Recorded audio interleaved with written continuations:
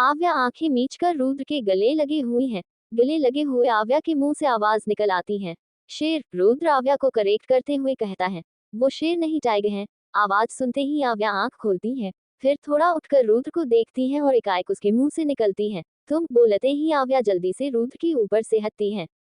आव्या खड़ी होकर कहती है, तुम मेरे कमरे में क्या कर रहे हो? रुद्र आव्या की बात जैसे ही सुनता है उसकी भौहें चढ़ जाती हैं। रुद्र भी अब तक उठकर खड़ा हो चुका था। रुद्र भौहें चढ़ाए आव्या को देखते हुए बोलता है, तुम्हारा कमरा। आव्या इससे आगे कुछ कहती उसकी नजर रुद्र पर पड़ती है जो सिर्फ टॉवल में था।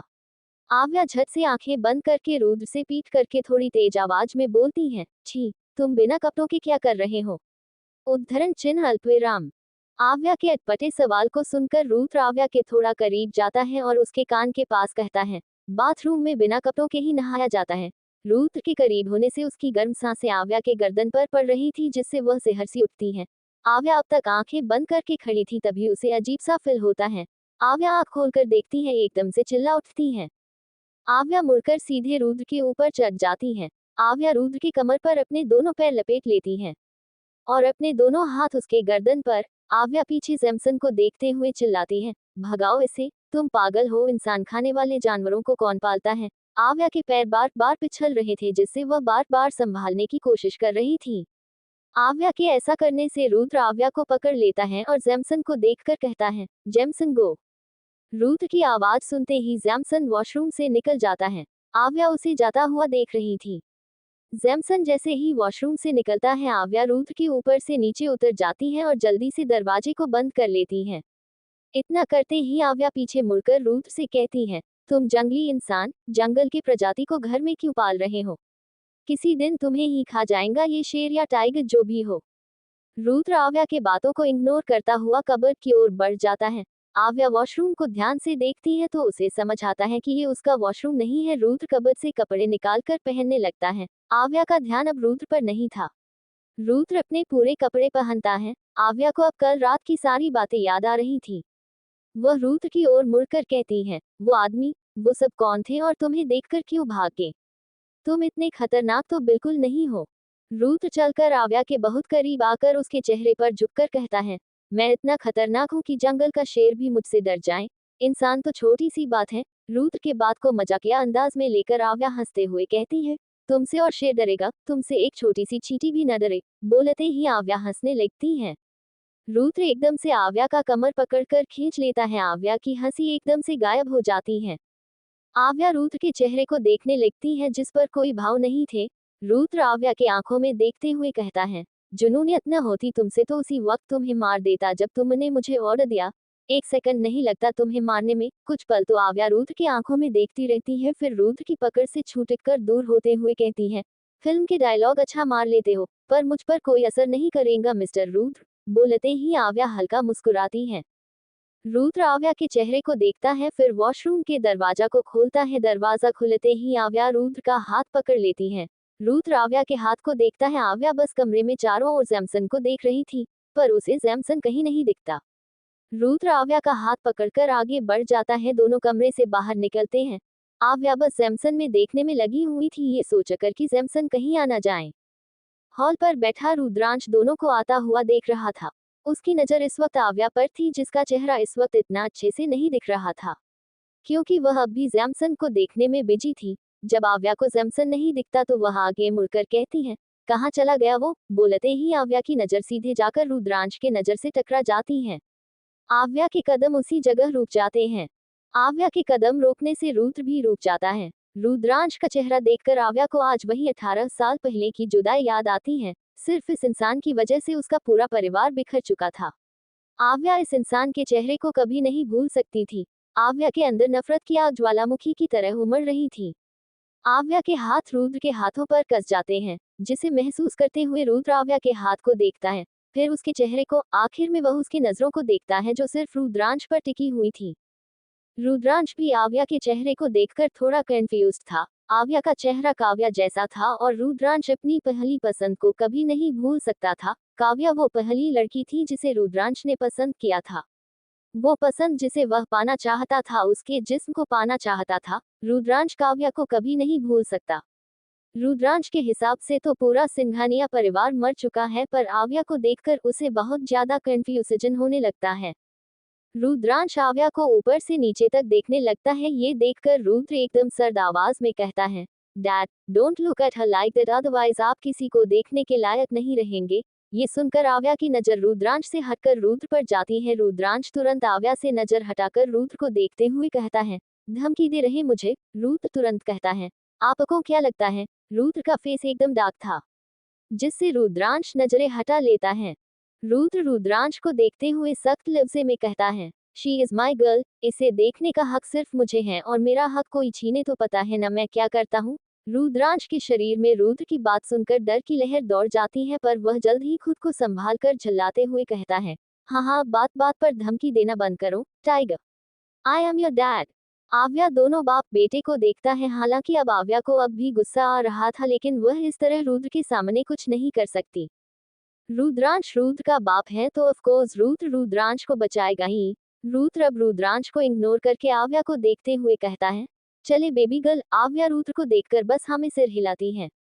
रुद्र आव्या के साथ अब विला से बाहर निकल जाता है तो वहीं रुद्रांश अपने सिर को टैप करते हुए कहता है, इस लड़की की शक्ल काव्या से काफी मिलती जुलती है, कहीं ये उसकी बेटी? बोलते ही रुद्रांश रुक जाता है। विला से बाहर आकर रुद्र कार में बैठता है। आव्या भी रुद्र के साथ बैठते हुए कहती है, तुमने मुझे बेबी गर्ल कैसे बुलाया? रुद्र कार स्टार्ट करते हुए कहता है। मुंह से रुद्र के ऐसे जवाब से आव्या दंग रह जाती है, फिर एकदम से चिढ़ते हुए कहती है, मेरा मतलब क्यों बुलाया? मैं क्या तुम्हें बेबी गर्ल लगती है? बोलते हुए आव्या रुद्र को ही देख रही थी। रुद्र आव्या को देखता है, फिर आगे देखकर ड्राइव करते हुए कहता है, हरकतें तो तुम्हारी बच्चों जैसी हैं और लड़की तो तुम हो ही, इसलिए बेबी गर्ल। आव्या एक पल के लिए तो चुप हो जाती है, फिर कुछ सोचते हुए कहती है, तुम मुझे बेबी गर्ल नहीं बुला सकते, मेरा नाम आव्या है, समझी तुम मुझे ऐसे ही किसी भी नाम से नहीं बुला सकते। बोलते ही आव्या रुद्र को घूरते हुए देखने लगती है। रुद्र लापरवाही में कहता है, मेरा मुंह मैं कुछ भी बोल सकता हूँ और तुम्हें किसी भी नाम से बुला सकता हूँ, वैसे भी तुम भी तो मुझे किसी भी नाम से बुलाती हो, मैंने कभी तुमसे कुछ कहा? रुद्र की बात पर आव्या सहमत थी, क्योंकि वो भी रुद्र को कभी भी कुछ भी बुलाती थी, पर रुद्र उससे कुछ नहीं बोलता, इसलिए अब आव्या चुप हो जाती है। वैसे भी उसे बहुत भूख लग रही थी, वो अपना एनर्जी ऐसे वेस्ट करके भूख को बढ़ावा नहीं दे सकती थी। वही रुद्र जो बहुत कम बोलता था, वह आव्या के आने से काफी ज्यादा बोलने लगा था, वो भी बेकार सी टॉपिक पर, जो वह पहले सुनता तक नहीं था, लेकिन आव्या के आने से वो ऐसी बेकार की बातें सुनता भी है और आर्ग्यूमेंट भी करता है। रुद्र कार एक होटल के सामने रोकता, जिसे देख आव्या कंफ्यूज्ड होकर होटल को देखती है। आव्या कुछ बोलती उससे पहले रुद्र कार से उतर जाता है और कॉल करके ऑर्डर देता है। आव्या भी कार से बाहर आती है। रुद्र फोन अपनी पॉकेट में रखकर आव्या का हाथ पकड़कर होटल के अंदर जाने लगता है। आव्या रुद्र से सवाल कर रही थी, पर वह कोई जवाब नहीं दे रहा था। रुद्र और आव्या एक कमरे में जाते हैं। धीर कुछ सामान लेकर कमरे के अंदर आता है और आव्या को पकड़ाते हुए कहता है, मैम ये सब आपके लिए है। आव्या सारा सामान लेती है। रुद्र आव्या को देखते हुए कहता है, जल्दी से रेडी हो जाऊं। बोलते ही वह बेड के पास जाकर बैठ जाता है और अपने फोन में देखने लगता है। धीर कमरे से बाहर चला जाता है। आव्या एक नजर रुद्र को देखकर वॉशरूम में चली जाती है। आव्या सामान को निकालते हुए देखने लगती है। उसमें आव्या जिस ब्रांड की टूथब्रश यूज करती है वही टूथब्रश और कॉलगेट थी, साबुन, शैम्पू और बहुत से सामान थे। आव्या दूसरा बैग खोलकर देखती है तो उसकी आंखें हैरानी से बड़ी हो जाती हैं। उस बैग में आव्या के लिए एक रेड कलर की वन पीस ड्रेस के साथ रेड ब्रा और रेड पैंटी थी, वो भी उसी ब्रांड की जिस ब्रांड की वो पहनती है। ये सब देखकर आव्या के गाल पर हल्की गुलाबी सी लाली छा जाती है। आव्या को रुद्र की हरकत से बहुत ज्यादा शर्म आ रही थी। आव्या कुछ पल तो शर्माती है, पर एकदम से थोड़े गुस्से से कहती है, कितना बेशर्म लड़का है, इसे तो मैं छोड़ूंगी नहीं। बोलते हुए आव्या सारा सामान खोलती है और रेडी होने लगती है। आव्या पहले ब्रश करती है, फिर नहाकर ड्रेस पहन लेती है। आव्या वॉशरूम से बाहर निकलती है। उसकी ड्रेस घुटनों तक थी, उसका पूरा हाथ दिख रहा था, उसके सिवाय वह ड्रेस आव्या के गर्दन से लेकर ढकी हुई थी। आव्या के आहट से रुद्र सिर उठाकर आव्या को देखता है। आव्या उसे ही बुरी तरह से घूर रही थी। रुद्र खड़ा होता और आव्या के पास जाते हुए कहता है, What happened बेबी गर्ल? आव्या आगे बढ़कर रुद्र का कॉलर पकड़कर उसे देखते हुए कहती है, तुम्हें मेरी साइज कैसे पता? रुद्र आव्या के कॉलर पर पकड़े हाथ को देखता है, फिर उसके कमर को पकड़कर अपने करीब लेता है और आव्या के गीले बालों को चेहरे से हटाते हुए कहता है, कौन सी साइज? रुद्र का बस इतना ही कहना था, आव्या का मुंह बिल्कुल बंद हो जाता है। आखिर वो रुद्र को कैसे उसके बारे पूछेगी। आव्या की पकड़ रुद्र के कॉलर से छूट जाती है। आव्या के गाल फिर से लाल हो जाते हैं रुद्र की हरकत और रुद्र को देखकर उसे सच में इस वक्त बहुत ज्यादा शर्म आ रही थी। आव्या की शर्म को देखकर रुद्र उसके कान में कहता है, hey you shying baby girl. Rudra की बात सुनकर आव्या शर्म से रुद्र के सीने से लग जाती है। रुद्र आव्या के पीठ पर हाथ रख लेता है। आव्या के चेहरे पर अब तक तो शर्म थी, लेकिन अचानक उसके फेस एक्सप्रेशन चेंज हो जाते हैं। उसकी आंखों में नफरत की आग दिखने लगती है। कुछ वक्त फिर से आव्या अपने फेस एक्सप्रेशन चेंज करती है। अब फिर एक बार उसके चेहरे पर शर्माहट दिख रही थी। आव्या रुद्र से अलग होकर कहती है, तुम मुझे कहीं लेकर जाने वाले हो। रुद्र कुछ बोलता नहीं, वह बस आव्या का हाथ पकड़ होटल रूम से निकल जाता है। रुद्र आव्या को सेकंड फ्लोर पर लाता है। दोनों वहां पर नाश्ता करते हैं और फिर उस होटल से निकल जाते हैं। पूरा दिन आव्या रुद्र के साथ ही रहती है। फिर रात के वक्त रुद्र की कार सक्सेना हाउस के पास रुकती है।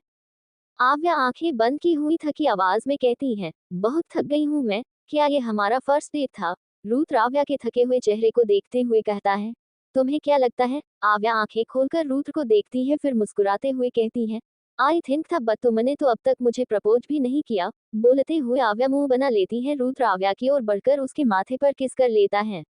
आव्या के होठों पर मुस्कुराहट बढ़ जाती है। रुद्र अपने पॉकेट से आव्या का फोन निकालकर उसे देते हुए कहता है, तुम्हारे फोन से मैंने तुम्हारे भाई को इन्फॉर्म कर दिया था कि तुम फ्रेंड के घर में हो। आव्या को लेकर देखती है, फिर रुद्र के गाल पर किस करके कहती है, ओके बाय। रुद्र आव्या को देखता है। आव्या कार से उतरती है। उसे बहुत ज्यादा थकावट लग रही थी, क्योंकि आव्या पूरे दिन बैठने और चलने के सिवाय कुछ नहीं की थी। आव्या की हालत देखकर रुद्र कार से बाहर निकलता है। रुद्र आव्या की ओर बढ़कर उसे तुरंत गोद में उठा लेता और उसे अंदर लेकर जाने लगता। आव्या रुद्र को हैरानी से देखते हुए कहती है ये क्या कर रहे हो? सब तुम्हें देख लेंगे, छोड़ो। रुद्र बिना कुछ बोले आगे कदम बढ़ाता रहता है। वह दरवाजे के पास पहुंचकर डोरबेल बजाता है। आव्या इस वक्त लगाकर खुद को छुड़ाने की कोशिश कर रही थी। दरवाजा एक मेड खोलती है। आव्या ये देखकर उसे देखती रहती है। रुद्र सीधे आव्या को अंदर लेकर जाता है। आव्या चारों तरफ देखती है। कोई भी घर में उपस्थित नहीं थे सिवाय सौरभ के। सब देवेश यानी शेखावत विला गए थे। सौरभ था, पर वो भी अपने कमरे में रुखसार और अपने बच्चों के फोटो को देखने में गुम था। रुद्र आव्या को सीधे उसके कमरे में ले जाकर बेड पर लेटाता है। आव्या उठकर बैठते हुए पूछती है, तुम्हें मेरा कमरा कैसे पता और तुम्हें कैसे पता घर में कोई नहीं है? रुद्र आव्या के पास बैठकर कहता है, तुमसे जुड़ी हर चीज मुझसे जुड़ी है। तुम्हें या तुम्हारे किसी भी चीज को पहचानने के लिए तुम्हारी खुशबू ही काफी है। बोलते ही रुद्र फिर एक बार आव्या के माथे को चूम लेता है। इस बार आव्या की आंखें बंद हो जाती हैं। रुद्र आव्या को बेड पर अच्छी तरह से लेटाता है। आव्या आंखें खोलकर रुद्र को देखती है। रुद्र आव्या की आंखों में कुछ पल देखता है, फिर उठकर कमरे से निकल जाता है। जाते हुए रुद्र के कदम एक कमरे के पास रुक जाती है। रुद्र उस कमरे के अंदर देखता है जहां आदित्य और काव्या मौजूद थे। कुछ पल देखने के बाद वह आगे बढ़ जाता है।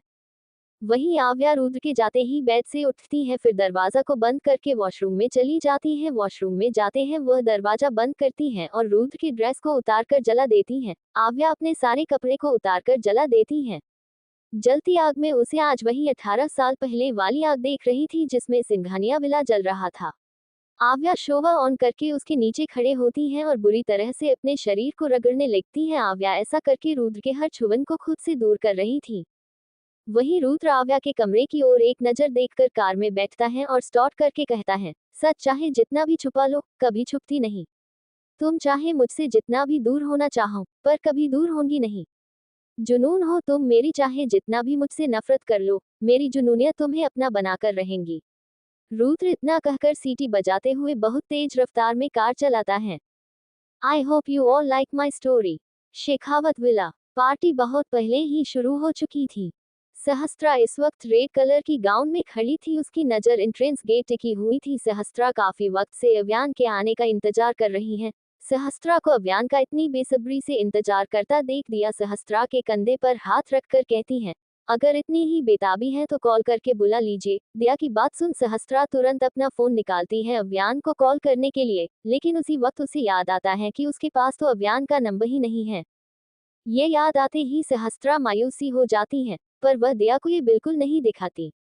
सहस्त्रा अपने चेहरे पर एक मुस्कान लाए कहती है, नहीं मम्मा, इसकी जरूरत नहीं है, शायद किसी मीटिंग में फंस गए होंगे। दिया कुछ बोलती तभी देवेश कट करने के लिए बुलाते हैं। शेखावत की सारी फैमिली एक साथ खड़े हो जाते हैं। ध्रुव और ध्रुवंश पास में खड़े थे। ध्रुव देवेश को देखते हुए कहता है, 18 साल तक टॉर्चर किया इस बुढ़े ने और आज मैं यहाँ उसका बर्थडे सेलिब्रेट कर रहा हूँ। ध्रुवंश ध्रुव को देखता है, फिर सामने देखते हुए कहता है, वैसे डैड आप तो किसी से हारते नहीं थे, तो फिर आप इस बुढ़े से कैसे हार गए? दोनों की बात श्रेष्ठा सुन रही थी। बार बार बुढ़ा सुनकर श्रेष्ठा चिढ़ जाती है और दोनों को घूरते हुए कहती है, तुम दोनों बुढ़े बुढ़े की रट लगाना बंद करोगे? ध्रुव श्रेष्ठा के कमर पर हाथ रखकर खुद से सटाते हुए कहता है, बेबी तुम ही तो यहाँ मुझे लेकर आई हो, वरना हम दोनों कितना अच्छा बेडरूम में चुपचाप रोमांस कर रहे होते। श्रेष्ठा ध्रुव को घूरते हुए कहती है, एक झापड़ लगाओगी ना तो सारी रोमांस निकल जाएंगी तुम्हारी। बेशर्म इंसान दिखाई नहीं देता हम लोग कहाँ पर हैं? बोलते ही श्रेष्ठा ध्रुव की पकड़ से छूटकर दूर हो जाती है। ध्रुव अब ध्रुवंश को देखते हुए कहती है, लॉयन लुक हर कितनी बदल गई है तुम्हारी मॉम। ध्रुव की बात सुन ध्रुवंश श्रेष्ठा को देखता है जो ध्रुव को ही घूर रही थी। ध्रुवंश श्रेष्ठा के चेहरे को देखते हुए कहता है, या you are right dad, I think अब आपको कोई न्यू मॉम लाने की जरूरत है। श्रेष्ठा की घूरती नजर अब ध्रुवंश पर चली जाती है। I think you are right lion, मैं एक काम करता हूँ, इसी पार्टी में तुम्हारी न्यू मॉम को खोज लेता हूँ। बोलते ही ध्रुव आगे बढ़ने लगता है कि तभी श्रेष्ठा तुरंत ध्रुव को पकड़कर करीब खींच लेती है और गुस्से से दांत भिजते हुए कहती है, बस घर चलो, तुम्हारे ऊपर से न्यू मॉम का भूत उतार दूंगी। और अंश तुम दिखाई नहीं दे रहा, सहस्त्रा वहां परेशानी में खड़ी है, अव्यान को कॉल करके पूछो वो कहाँ पर है। श्रेष्ठा की बात सुनकर ध्रुवंश अव्यान को कॉल करते हुए सहस्त्रा की ओर जाता है। कुछ देर तक ध्रुवंश बार बार कॉल करता है पर अव्यान कॉल रिसीव नहीं करता। ये देखकर ध्रुवंश रॉनी को कॉल करता है। रॉनी कॉल रिसीव करके कहता है, हाँ बोलो ध्रुवंश। ध्रुवंश तुरंत सवाल करता है, ब्रो कहाँ है? रॉनी अपने सीने से लगी वीणा को देखते हुए कहता है, मुझे नहीं पता, मैं तो वीणा के साथ हूँ। ध्रुवंश कुछ सोचते हुए, ठीक है बोलकर कॉल कट करता है। ध्रुवंश सहस्त्रा के पास जाकर खड़ा होता है। सहस्त्रा बहुत उम्मीद भरी नजरों से ध्रुवंश को देखती है। ध्रुवंश सहस्त्रा को तसल्ली देते हुए कहता है, मुझे लगता है मीटिंग में फंस गए होंगे। सहस्त्रा ये सुनकर सिर झुका लेती हैं। धीरे धीरे वक्त बीतते चले जाते हैं पर अव्यान का कोई अता पता नहीं। कभी देवेश आकर सहस्त्रा को पूछते कि अव्यान कहाँ है, कभी हिमांशु, तो कभी दिया। रात ढलती गई, पार्टी खत्म हो गई, सारे लोग चले गए, पर अव्यान नहीं आया। वो नहीं आया सहस्त्रा को अपनी पत्नी पूरी दुनिया के सामने स्वीकारने के लिए, उसे पत्नी का हक देने के लिए। सहस्त्रा ये देखकर इतनी टूट गई, इतनी बिखर गई कि उसे इस वक्त जोर जोर रोने का मन कर रहा था। पूरा पार्टी हॉल खाली हो चुका था और सहस्त्रा अब तक उसी जगह खड़े अव्यान का इंतजार कर रही थी। पर इसका कोई फायदा नहीं था, सभी सहस्त्रा को बेबसी से देख रहे थे। दिया सहस्त्रा के कंधे पर हाथ रखे कहती है, आप दोनों के बीच सब कुछ ठीक है ना बच्चा?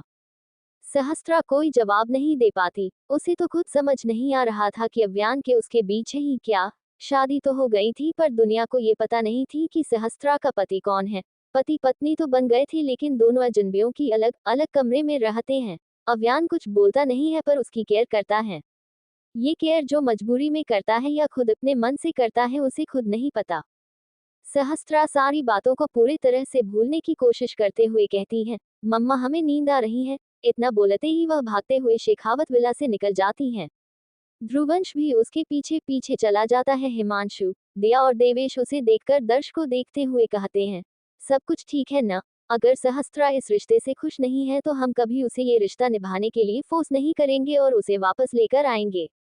उद्धरण चिन्ह अल्पविराम। दर्श कुछ बोलता कि श्रेष्ठा तुरंत बात को संभालते हुए कहती है, ऐसा कुछ नहीं है, वो बस शायद आयान को काम आ गया होगा इसलिए नहीं आया। तीनों श्रेष्ठा को अविश्वास से देखते हैं क्योंकि उन्हें श्रेष्ठा के बात पर जरा भी यकीन नहीं हो रहा था। कुछ वक्त बाद दर्श, ध्रुव, विक्रम और श्रेष्ठा शेखावत विला से निकल जाते हैं। कार जैसे ही रुकती है, सहस्त्रा जल्दी से कार से निकलकर अंदर जाती है। ध्रुवंश भी जल्दी से बाहर निकलकर सहस्त्रा के पीछे जाता है। सहस्त्रा चलते हुए सीधे कमरे की ओर चली जाती है और दरवाजे को अंदर से बंद कर लेती है। ध्रुवंश सहस्त्रा से बात करने के लिए जाने वाला था पर दरवाजा बंद होने की आवाज सुन वह रुक जाता है।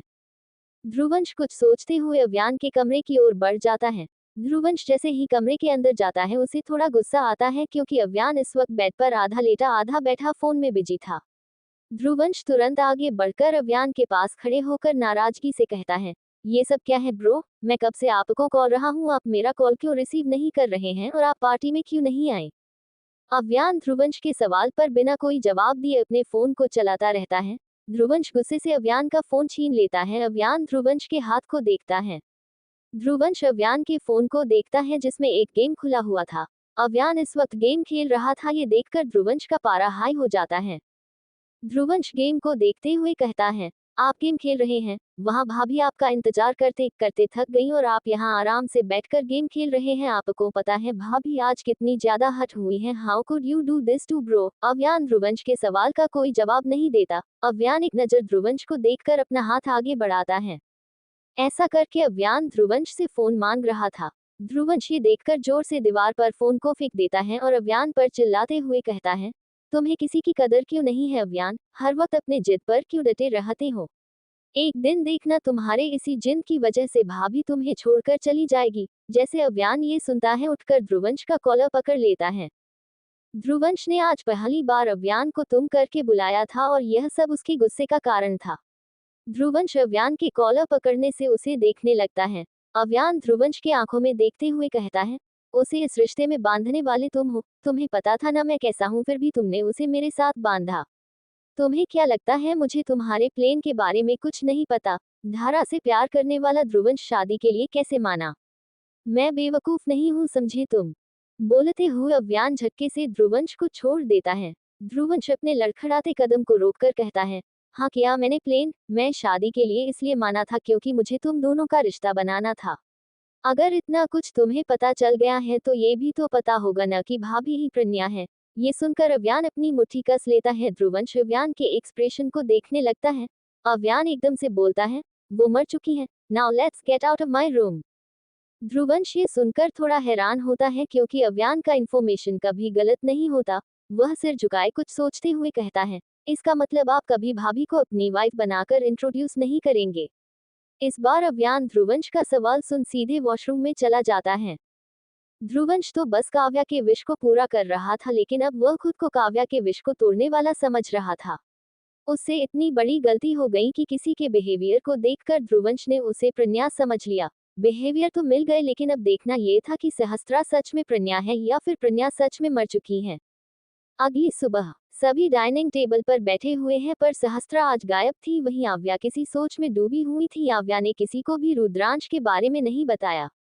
आव्या बहुत धीरे धीरे खा रही थी, उसका ध्यान आज किसी पर नहीं था। श्रेष्ठा सीढ़ियों के ऊपर कमरे की ओर देखकर कहती है, आज सहस्त्रा कहाँ रह गई? ध्रुवंश एक नजर अव्यान को देखता है जो आराम से नाश्ता कर रहा था। ध्रुवंश अपनी जगह से उठते हुए कहता है, मैं देख कर आता हूँ। बोलते ही ध्रुवंश सीढ़ियों से दौड़ते हुए कमरे की ओर चला जाता है। ध्रुवंश कमरे के पास जाकर दरवाजा नॉक करता है, पर अंदर से कोई आवाज नहीं आती। ध्रुवंश बहुत देर तक नॉक करता, फिर आवाज भी देता, पर अंदर से कोई आवाज नहीं आती। हार मानकर ध्रुवंश दरवाजा को देखकर नीचे जाता है और अपनी जगह पर बैठते हुए कहता है, अंदर से कोई रिस्पांस नहीं आ रहा है, पता नहीं सो रही होंगी शायद। श्रेष्ठा थोड़ा परेशानी से कमरे की ओर देखती है। सभी अब नाश्ता करने में बिजी हो जाते।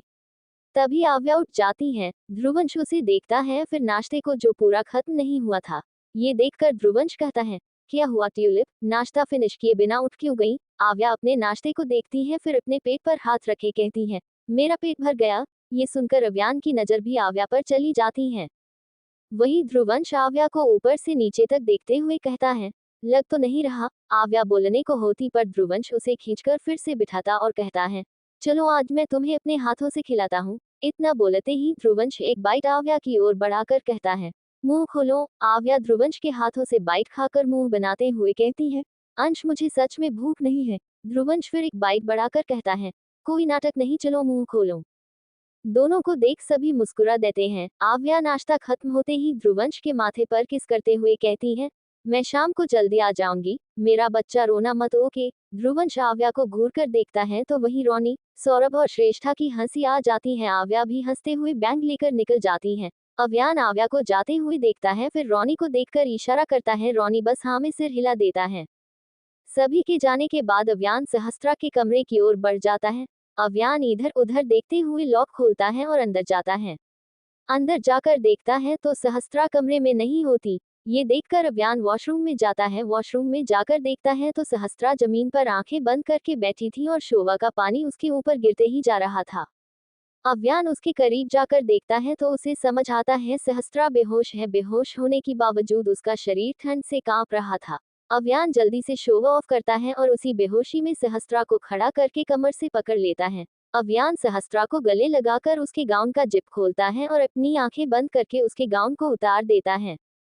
अब अव्यान के हाथ सहस्त्रा के ब्रा के हुक को खोल रहे थे। हुक खुलते ही अव्यान ब्रा को भी निकाल देता है। सहस्त्रा का नंगा सीना अव्यान के सीने से सटा हुआ था, जिससे अव्यान की सांसें तेज हो जाती हैं। वह भले देख नहीं रहा था, लेकिन उसे सब कुछ महसूस हो रहा था। अव्यान से अब संभलना मुश्किल हो रहा था। उसके हाथ हल्के कांप रहे थे।